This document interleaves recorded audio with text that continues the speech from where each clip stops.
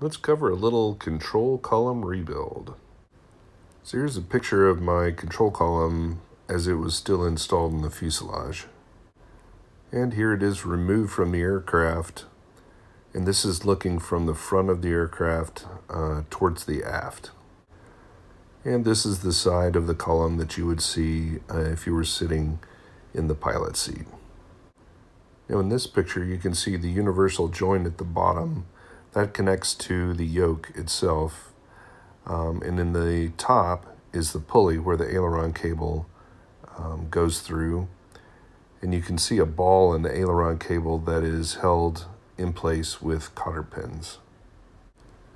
Now this is just a shot I took to make sure that I get the proper routing of the aileron cables from the yoke pulleys to the pulleys that transition the cable down towards the floor.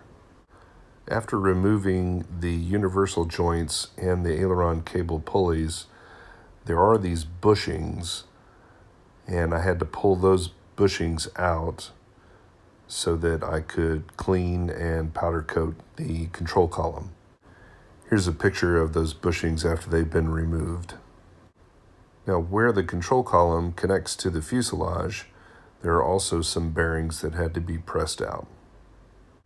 So while the control column was out being powder coated, I decided to try out the new sandblaster, and the pulley on the left has been sandblasted and the one on the right was original as it came out of the airplane.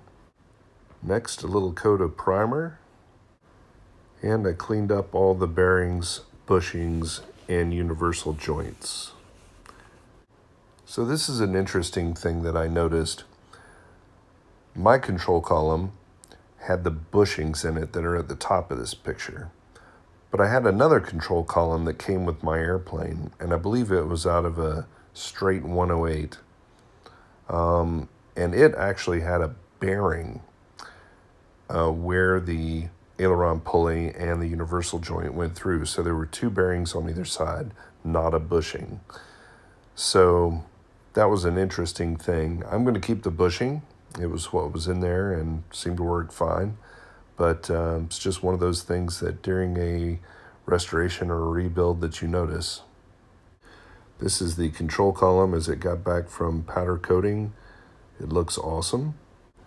And here are the cleaned bushings just before installing them. And now we're installing those bushings. And that's how the final product looks. Next, it's time to install the aileron pulleys with a little bit of grease. And finally, the universal joints. Now I'll have to go and get some new hardware to bolt the universal joints to the aileron pulleys. It's coming together, got the hardware in for the universal joints. Also reinstalled the bearings at the lower end of the column where they attach to the fuselage. And there it is, installed in the fuselage. And now on to the next project, installing the rudder pedals.